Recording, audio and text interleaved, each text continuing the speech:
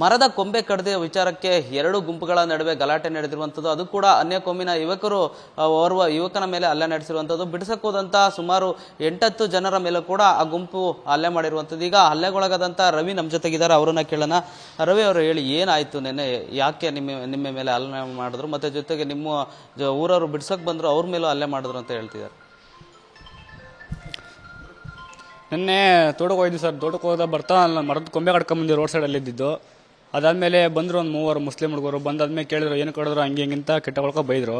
ನಾವು ಕುರಿಗೆ ಬೇಕಿತ್ತು, ಕಡ್ಕೊಂಬರ್ತೀವಿ ಅಂತ ಹೇಳಿದ್ವಿ. ಅದಾದಮೇಲೆ ಅವರು ಏನು ಕಡಿದ್ರು ಹಂಗಿಂತ ಕೆಟ್ಟಗೊಳ್ಕೊ ಬೈಕಂದು ಯಾರ್ಯಾರೋ ಕರ್ಸಿರೋ ಒಂದು 20 ಜನಕ್ಕೆ ಬೈಕ್ನಲ್ಲಿ ಬಂದು ಅಲ್ಲಿ ನಮ್ಮ ಹುಡುಗಿಗೆ ನಮಗೆ ಹೊಡೆದಾದ್ಮೇಲೆ ಆಮೇಲೆ ಮಸೀದ್ರೆ ಕರ್ಕೊಂಬಂದ್ಮೇಲೆ ಕುಣಿಸ್ಕೊಂಡಿದ್ರು. ನಾವು ಬೇಕಾದ್ರೆ ಎಲ್ಲರೂ ದಂಡ ಕಟ್ತೀವಿ ಹಂಗೆ ಹಿಂಗೆ ಅಂತ ಕೇಳಿದ್ವಿ.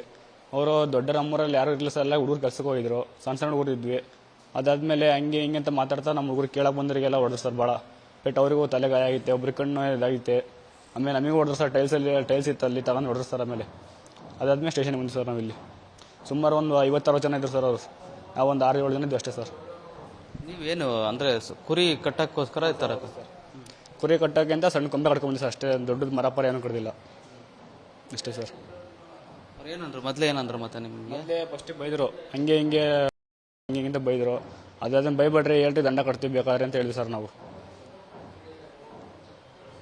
ಏನಾಗ್ಬೇಕಂತೀರ? ಅಂದ್ರೆ ನಿಮ್ಮೆಲ್ಲ ಅಲ್ಲೇ ಮಾಡಿದ್ದಾರೆ, ಏನಾಗ್ಬೇಕಂತ ಹೇಳ್ತೀರಿ ಸರ್? ನಾವು ಏನೋ ಕೇಸ್ ಪಾಸ್ ಏನು ತಗೊಳಲ್ಲ ಸರ್. ನಾವು ಅದೇ ಮುಂದೆ ಏನಾಗುತ್ತೆ ಆಗಲಿ ಸರ್.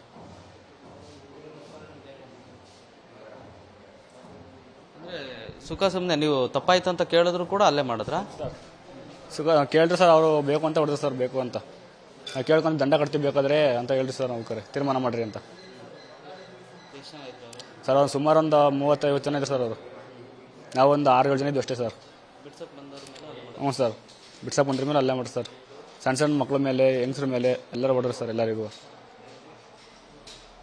ಹಿಂದೆ ಏನಾದ್ರು ದ್ವೇಷ ಇತ್ತಾ ಅಥವಾ ಇದೇ ಮೊದಲು ನಿಮ್ದು ಗಲಾಟೆ ಆಗಿತ್ತು? ಇಲ್ಲ ಸರ್, ಹಿಂದೆನೂ ತುಂಬ ದ್ವೇಷ ಇತ್ತು.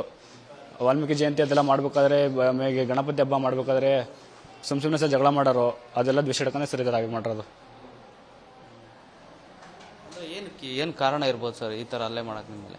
ಅದಕ್ಕೆ ಸರ್ ಕಾರಣ, ವಾಲ್ಮೀಕಿ ಜಯಂತಿ ಮಾಡೋದು, ಆಮೇಲೆ ಗಣಪತಿ ಹಬ್ಬ ಮಾಡೋದು, DJ ಹಾಕೊಂಡು ಕುಣಿತಾರ, ಆಮೇಲೆ ಜೈ ಶ್ರೀರಾಮ್ ಅದು ಇದು ಆಗ್ತಾರೆ ಸರ್ ನಮ್ಮ ಹುಡುಗರು. ಅದೇ ಸರ್ ಅವ್ರಿಗೆ ದ್ವೇಷ. ಅಂದರೆ ಈ ಥರ ವಾಲ್ಮೀಕಿ ಮತ್ತು ಜೈ ಶ್ರೀರಾಮ್ ಘೋಷಣೆಗೆ ಹೋಗಿದ್ದೆ ಒಂದು ದ್ವೇಷ ಇಟ್ಕೊಂಡಿದ್ರಾ? ಯಾವ ಥರ?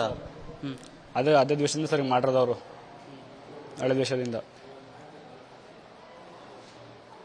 ಏನು ಪ್ರೊಟೆಸ್ಟ್ ಎಲ್ಲ ಮಾಡ್ತಾರೆ? ಹ್ಞೂ ಸರ್, ಮಾಡಿತ್ತು ಅರೆಸ್ಟ್ ಮಾಡಬೇಕು ಸರ್. ಮಾಡಿದ್ದಾರೆ ಸ್ವಲ್ಪ ಜನ, ಇನ್ನೂ ಸ್ವಲ್ಪ ಜನ ಸರ್ ಇಲ್ಲ ಮನೆಯಲ್ಲಿ, ಇಲ್ಲೆಲ್ಲ ತಪ್ಪಿಸ್ಕೊಂಡು ಹೋಗಿದ್ದಾರೆ.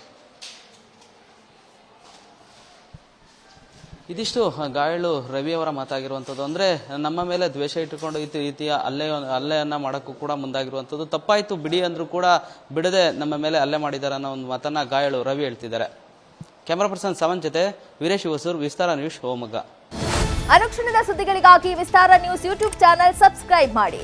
ಹೊಸ ಸುದ್ದಿಗಳ ನೋಟಿಫಿಕೇಶನ್ಗಾಗಿ ಬೆಲ್ ಐಕಾನ್ ಕ್ಲಿಕ್ ಮಾಡಿ. ಲೇಟೆಸ್ಟ್ ಅಪ್ಡೇಟ್ಸ್ಗಾಗಿ www.vistaranews.com ವೆಬ್ಸೈಟ್ಗೆ ವಿಸಿಟ್ ಮಾಡಿ. ಅಂಗೈಯಲ್ಲೇ ಜಗತ್ತಿನ ಸುದ್ದಿ ತಿಳಿಯಲು ವಿಸ್ತಾರ ನ್ಯೂಸ್ ಕನ್ನಡ ಆಪ್ ಡೌನ್ಲೋಡ್ ಮಾಡಿ.